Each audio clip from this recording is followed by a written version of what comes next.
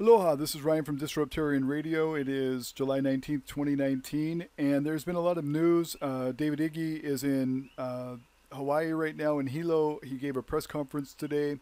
There was some protesters that were talking about this press conference of David Iggy, the governor of Hawaii, and they had some issues to address, and so I wanted to be as respectful as possible, but I can't play all of the clips that I've got. I've just got to cut up the important parts that I wanted to comment on, and then I'm going to leave descriptions in the I'm going to leave links in the description. So first of all, a lot of people have been passing around information that's false about the TMT. They've been saying that it's going to be powered by nuclear power, that it's going to drill into the aquifer, that it's going to dump waste on the mountain. There's a lot of other things that they're saying that are untrue, but the TMT released this today, and they say there have been numerous erroneous posts on social media regarding TMT, nuclear power, and the use of aquifer water. TMT will not be drilling into any aquifers for water cooling or for any other reason. TMT will be using regular air conditioning cooling system, and it will be a closed-loop system that will not use any resources from the mountain. TMT is being designed to leave zero waste on the mountain. It is a total closed waste it is a total closed wastewater system, meaning all waste will be collected and transported down the mountain for treatment and or disposal at the proper facility elsewhere. No wastewater will be released in the summit area. Go here to learn more about the aquifer specifically. So you can go to www.manakiaandtmt.org, or you can also go to tmt.org. So that's one point I wanted to bring up and dispel some of these false rumors. Another thing was I wanted to talk about the $1.4 billion that TMT is bringing to Hawaii. And they've already brought millions every year since 2009. Every year they drop millions of dollars into Hawaii, into this island, Hawaii Island. But with the prospect of $1.4 billion worth of construction going on, so many craftsmen and skilled laborers and professional positions will be filled. Up to 1,400 is what they're saying. Right now, with the Mauna Kea Summit Road being closed, tour bus companies are being put out of work. They can't go up there and work anymore. Scientists at the observatories can't go to work. Hundreds of people in this island are being displaced from work right now. So this is not good for our community, especially a community that has gone through two natural disasters in 4 years, one in 2014 and one in 2018, that caused hundreds of millions of dollars of devastation. Now we can recoup that without asking the federal government, without being dependent on anybody, but by doing it ourselves, by bringing in telescope, which is replacing 3 other telescopes. Those 3 other telescopes are being dismantled right now. And so it's bringing in, one telescope in place of 3 telescopes, helping with conservation and, upkeep on the mountain, on the area up there where these telescopes are, the astrology precinct. But the 3 telescopes that are being decommissioned are the Caltech Sub-Millimeter Observatory, the Ukirk Observatory, and the Hokukia Observatory. So those 3 are being removed in place of TMT. So TMT is going to take up less of a footprint than these other telescopes are already taking up. These people that are at the protest are saying 2 things. They're saying that they want toilets up there, that they should be able to, because this is Hawaiian homelands where they're camping. It is not. It is DNLR. And then the next thing that the next person I'm going to show a clip of is saying is that the whole mountain is theirs, that this land belongs to genetic Hawaiians. So making it very racially based, saying that genetic Hawaiians own Hawaii. So my dispute is that genetic Hawaiians aren't the first people here. The people who call themselves genetic Hawaiians have been here for about 700 years, which really isn't a very long time. 1,000 years at the most, but roughly 700 to 1,000 years. Prior to that, there were Southeast Asians, smaller in stature, that had came here from probably Fiji or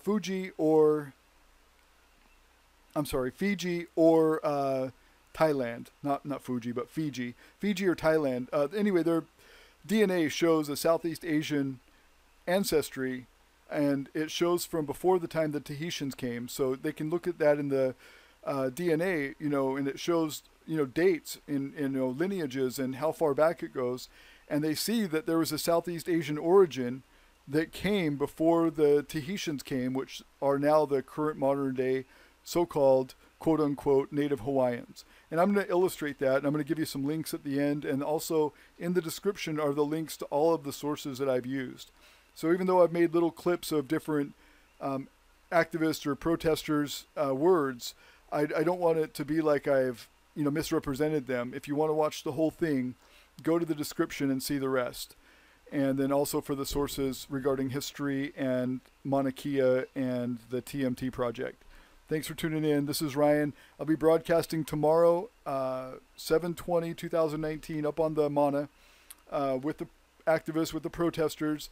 I'm going to do my radio show at its normal time at 4:20, if I can get good signal. Hopefully I have a good internet signal. Otherwise, I'll record it and play it later on disruptarian.com. Again, thanks for tuning in. Mahalo. Also, one more thing I wanted to read off is this email that I sent to Ashley Kirkwicks, my county council district member. I said, Aloha, I wanted to comment on your speech on July 20th last year when you spoke about the financial challenges that our community is facing post-eruption. I am troubled by the support that Matt Kanaelii-Kleinfelder, I can't pronounce his name, is not a supporter of the TMT, and he is in fact emboldening protesters with his support of them. As you well know, the TMT project is a no-waste facility and is not impacting historical or present-day ritual or burial practices. The EIS, which is the Environmental Impact Survey, has been very enlightening on what the impact will be. The fact that 3 telescopes are coming down to make room for this 1 telescope is a grand compromise, in my honest opinion. The protesters are currently shutting down public county roads, impeding people in their productive daily routines, and blocking many workers from performing any of their daily duties for their jobs. I would like to see you support the TMT and oppose the protesters who are hurting our already fractured community. I have a local radio show that I broadcast from my home in Nanavali. I have written 2 blogs on this issue. My family of 6 has been celebrating the new STEM/space programs coming to Puna and Hawaii Island by launching rockets in Pahoa over the last couple of weeks. Please watch our celebration at this short video. Mahalo for your time, Ryan Thompson. I also wrote Matt, who has a lot of unions supporting him, and those same unions also support the TMT. So they need to be accountable to their constituents. They need to promote and protect this big, huge endeavor, which is going to help our community out, in my opinion. Thank you. Mahalo. And so, I am here to say, because he did say today that he would like to meet with leadership. I am not willing to meet with a liar. I see no point in meeting with someone who has shown a lack of integrity, a lack of honesty, and has resorted to lies over and over and over again. I cannot believe how many lies he was able to fit into such a short amount of time. Please stop spreading irresponsible lies about the issue. If you want to beat us on truth. Because that's the only thing that we stand on. We've spoken the truth from day one. We will continue to speak the truth. Our stance is based on the truth, the knowledge and the information that we have regarding this issue. And we appreciate the community that has been supportive of us. And I tell you one more thing, it's just in the details, but he used these details to try and paint a different picture of us. He talks about health and sanitation. We had one sanitoy, one of those portable toilets brought up here on near the kupuna tent so that the kupuna could use it. And I believe that the owner of that company was threatened with a fine. And there was a request for us to put toilets up here on this side of the road because that would certainly alleviate the foot traffic that has to cross into the Pu'uhonua to use the toilets. And that is not being allowed. So if there is a health and sanitation crisis about to happen, it's your fault, Mr. Ige. And perhaps you can speak to the people who are responsible for making that decision that we cannot provide those kinds of sanitary facilities for our own people on Hawaiian homelands. I remind you These are Hawaiian homelands. So, Mr. Ayla, I'm calling you out. But their own people, the residents here, the residents that are ancestors to this land, that descend from this land, the rightful owners of these lands. We have to ask our own government to provide us with bathroom facilities. In response to this claim, I just want to ask, who are the rightful owners of these lands? I often hear Hawaiian Native people saying these lands belong to Hawaiians only, and that this is the kingdom of Hawaii, and that this is a fake state of Hawaii, not the original monarchy, and the original monarchy is the true one. But who are the original people? Is it these people? Please excuse pronunciations. This is the story of when the Tahitians conquered Hawaii. Around 1000 AD, Tahitians from the islands of Raiatea, Bora Bora, and Huahine arrived in Hawaii. With their larger statures, they easily overpowered the island's inhabitants, descendants of Polynesian settlers that had arrived several hundred years prior. Although the Tahitians didn't slaughter the natives, they reduced them to commoners and slaves, calling them menehune, an insult meaning people of small status, and imposed their own political system and customs on them. Politics and class. Tahitians had a well-established social and political hierarchy. The kapu system held particular importance. Something which was kapu was either forbidden or sacred, often due to social rank or gender. For instance, women could not eat with men, and only nobility could wear feathered garb, such as capes and headdresses. The highest-ranking chiefs were called kapumo, and they wielded absolute power. Not only were commoners forbidden from looking at them, they couldn't let the kapumo's shadow fall on them, either. To alert commoners of approaching royalty, an appointed noble preceded them, carrying a kahili, a towering staff with a feathered top. On seeing this, commoners could either leave or prostrate themselves on the ground. Below the kapumo were the rest of the alii, nobility of various ranks similar to European royal courts. The most important among them were the alii nui, who could be either a man or a woman. When the head chief was away in battle or, more rarely, killed, the alii nui was responsible for making critical decisions. With this responsibility came a great deal of power and social status. Ancestry and warrior powers determined a person's place in the alii. Because there often were more than one kapumo on a particular island, warfare was common both on and between the islands. While all able-bodied men served as warriors, the alii commanded them, leading them into battle. Though warriors sometimes used weapons, the goal usually wasn't to kill the enemy, rather to establish superiority over them. Hand-to-hand combat accomplished that goal and reduced casualties. Mana, spiritual power, was a vital religious concept which further justified the division between nobility and commoner. Thought to flow from great spirits that all people were descended from, mana passed from generation to generation. It was believed that commoners had forgotten their genealogies, breaking the spiritual connection which could confer a chief's power upon them. With the significance of heritage, children grew up playing memory games as a way of preserving family history. An excellent memory increased a person's status in the community. Marrying into a high-ranking family also boosted social status. Rarely, siblings married for this reason, but this intermarriage was restricted to the kapumo. Inbred children born with visible birth defects were immediately killed. However, the royal line was never threatened because polygamy was widely accepted for both genders. Both spouses would therefore bear children with other husbands and wives. Other esteemed people were kahunas. Masters of a certain profession, such as canoe building, medicine, or weather, kahunas led the others in his field both professionally and spiritually. Often, a particular extended family monopolized a profession, but exceptional skill could gain an outsider admittance as a novice. Kahunas led religious rituals, and the kahuna nui served as spiritual advisor to the head chief. Commoners were the working class, farmers, fishermen, artisans, performers, sailors, and so on. Because they believed their station in life was natural, they harbored no ambition to cross class lines. But they usually considered love affairs between a chief and a common woman to be favorable, since the whole family might benefit from the chief's patronage, especially if the couple bore a child. As in most societies, certain people were outcasts, known as KAUW, untouchables, or slaves. They may have been prisoners of war or their descendants. To be taken prisoner of war meant losing one's mana and being rejected by ancestral spirits, because cows were thought to have no mana. They were forced to live apart from everyone else to avoid robbing mana from others. Anybody could kill a KAUW, trying to escape. Healthy KAUW men sometimes became human sacrifices in religious rituals. Feudal system. Although early Hawaiians didn't believe land could actually be owned, they did consider themselves custodians of the earth. The Kapu'u distributed land to the alii in portions. Each alii was granted a pie-shaped section, called ahupua'a, which stretched from the coastline into the mountains. In return for the land's use, the alii pledged loyalty to the Kapu'u. Every ahupua'a had both a chief and a minor alii. Its land was further divided into narrow strips, again running from the coast to the mountains, with each being occupied by a family, ohana. The ohanas worked their pieces of land, sharing part of their harvests with their host nobles.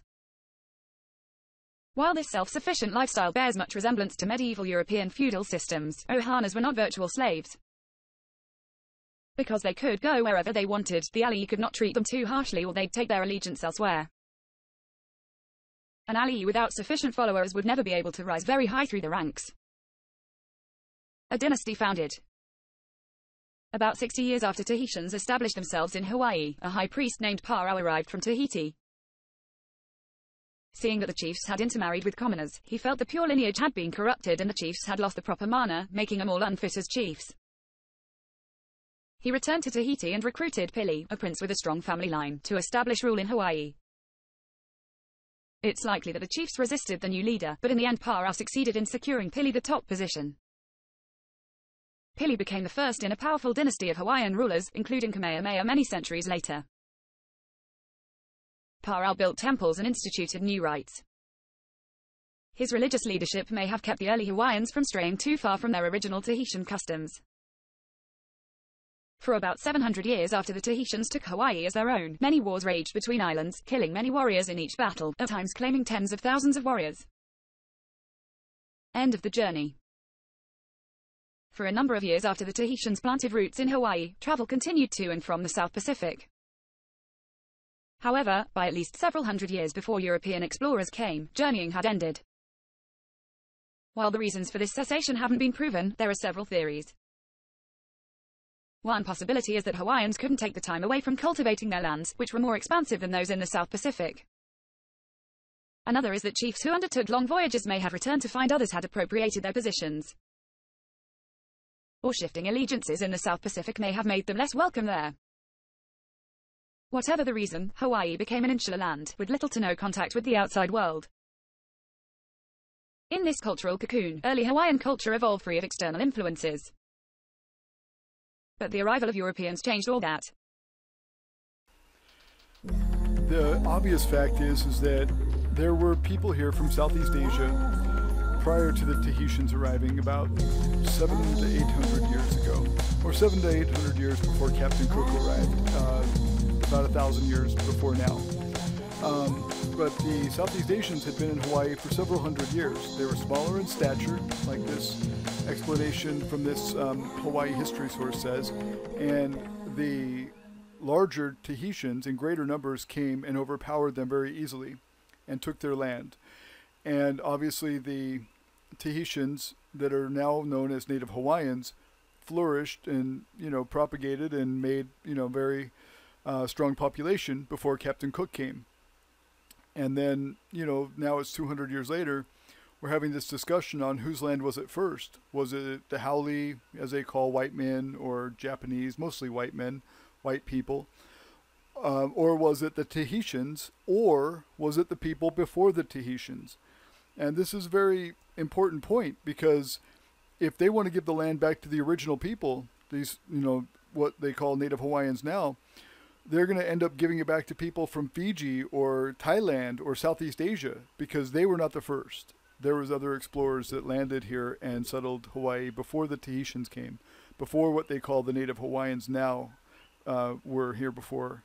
And they were not the same people. The Tahitians conquered those people. So now for the kapu being ended. A lot of Hawaiians, at least that I have spoken to, believe that the white men forbid the kapu, that they ruined their religion and desecrated it and whatnot. It was actually King Kamehameha's son and his wives, several of them, that got together and destroyed the kapu system. They started by eating with women. The men and the women ate together, defying the kapu. And then King Kamehameha's son, Leo, and I apologize if I've pronounced it incorrectly, with the encouragement of his mother, Keopolani, and regent Kahamanau, two of Kamehameha's widows, Leoho, defied the tradition by allowing men and women to eat together without restriction at a feast attended by high chiefs and several foreigners, called the IMHO. His act shook the foundation and eventually brought the demise of the entire belief system. While some priests like Heoweoea embraced the changes, others like Keku Okalani, the keeper of Kamehameha's war god, Kukailamuka, sorry if I'm pronouncing that wrong, they rebelled. Anyway, the rebellion was quickly put down. However, the ancient gods were abandoned as the temples were dismantled and the idols were burned. So the priests of the kapu and of the monarchy were commanded to destroy the temples and the idols, and the entire religion was put asunder for nearly 200 years. It's only been resurrected recently, and only in this case, really, it seems like, of this Hawaiian sovereignty movement. And they're using religion and religious freedom to kind of make their claim on places that they have no current claim to.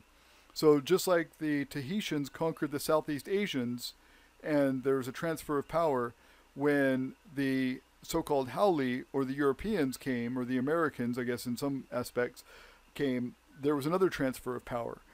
And so it's like the Southeast Asians telling the native Hawaiians of today that they conquered them and they want their land back. That's the same principle as the Hawaiians that call themselves natives saying to the American government that they want their land back. There's really no difference. It's several hundred years later, just like it's several hundred years after the Tahitians conquered the Southeast Asians in Hawaii. So there was really no claim whatsoever.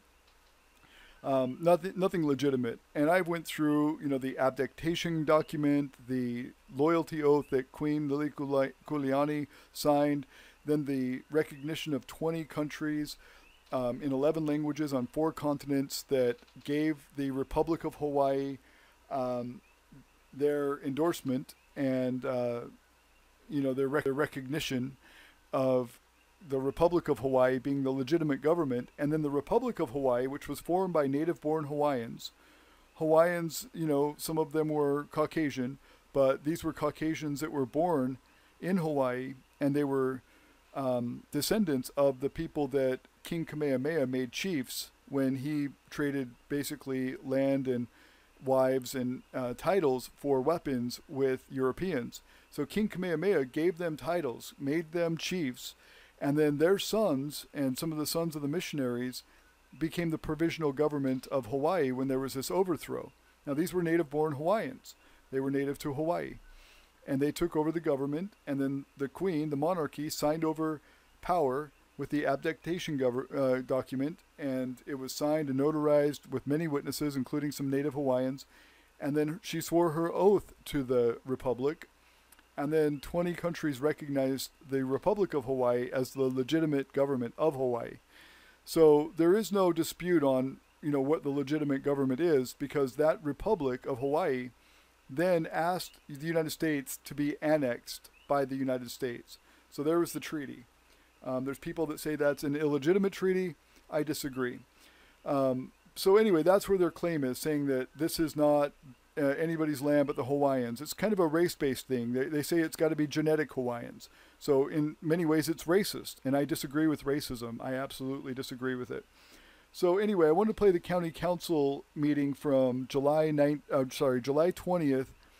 And this is, the debate, the county council debate here in Hawaii on July 20th, 2018.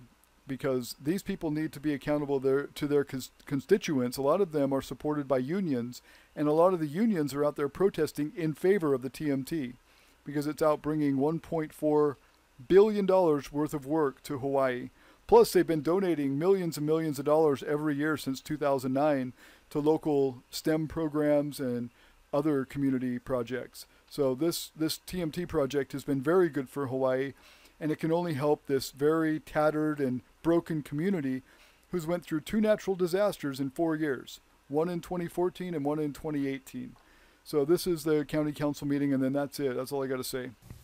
So my late dad had a lot of very interesting things to say. And one of the things that I call to mind is this one, and I think about it quite often. He reminded me growing up that, Ashley, you get more flies with honey than you do with vinegar. And that's so important. Treating people nicely, with respect, always exuding aloha, because you never know down the road where your paths will cross again and how you may need this person in the future. And so building consensus in the community and among the council is critical. And that's grounded in building relationships and trust. And I believe a campaign defines a candidate. This campaign has not changed me one bit. My message has always been the same. My name has always been the same. My appearance has always been the same.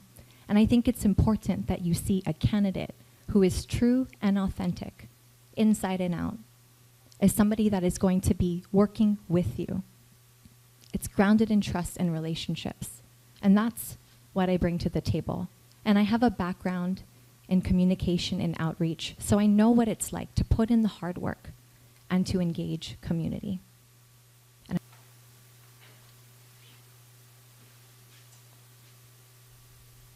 In the early 2000s, a group of people came together and created the Puna Community Development Plan. It's a very well thought out plan with a lot of information in it. It's 91 pages long. I read it for the last 2 days. It's incredible. There's a lot of information in there. What I pulled from it mainly and what I agreed with were connecting Puna, connecting all the different towns in Puna, creating more infrastructure, developing what we have already versus building new, creating hubs that bring economy and bring the people and bring finances into different areas of our island. And I feel that that's very important in creating a better economic structure and a better community structure for Puna. We're very spread out. District 5 and Puna in general is a very, very big district with a lot of different people, a lot of different personalities. We need to get everyone together. I've said it from the beginning. Grab everyone, put them together, figure out how to move forward. The Puna Community Development Plan does that, and there are some bright minds there. So I'm not doing anything other than standing on their shoulders and looking at the plan they created and saying, yeah, they did a great job doing that. And I will support that plan. Okay, I'm going to go down to Ashley. I've always been about Puna getting its fair share. You know, I live in Puna. I'm raising my 2 children in Hawaiian Paradise Park, and I have to commute to town for work. Takes me an hour to get to work. I don't want to do that for the rest of my life. I want more things. I want more quality jobs. I want more services. I want more programs for Puna in Puna. And so we need to use our general plan and our community-driven Puna CDP and work with the action committee to start implementing. And in order to do that, we need resources. We need capital. We need folks with relationships, with large landowners, with businesses, with folks with vision and capital to make that happen. And I'm proud that I have those relationships and I can easily pick up the phone because people like me. People want to help me so that I can help Puna. Thank you. So that goes to now to start off. I'm going to say the question one more time. Hawaii Island pays the most per kilowatt hour for electricity in the nation. What can be done to mitigate this? Yes, we do pay the highest rate in the nation. We are on an island and we pay for fossil fuels to power our houses. But we all like a cold fridge and it's hard to give up. I do solar. That's my job. And I've been doing it for 10 years. We recently started installing Tesla batteries, which creates basically an off-grid situation for the homeowner when the power drops. They're amazing. It's seamless. You can't even tell the power went off in your neighborhood. Your house is backed up immediately. I see the benefit in that. I install the benefit. I look at it every day. The problem with solar has always been it's not a firm power. When the sun goes off or a cloud comes across the neighborhood, all the neighborhood solar systems drop, and HALCO has to be there to support that. And that's where the problem lies with solar energy. To get around that, we need to be looking at storage. It's not a new idea. It's not a new concept. It's something that exists and we're installing. My boss, Marco Mangelsdorf, actually was spearheading the program that Eileen was talking about to become an independent energy company like Kauai has done already. The idea exists. It's nothing new. And it's a great thing. At the end of the year, they get a paycheck in the mail from their utility for what they're over on. They don't have to pay more. They pay less. They're in control of their power. And it starts with solar. It starts with renewable energy. There are more options. There is wave energy. There are other facilities that you can use to make energy for our island. And we have to. We are on an island.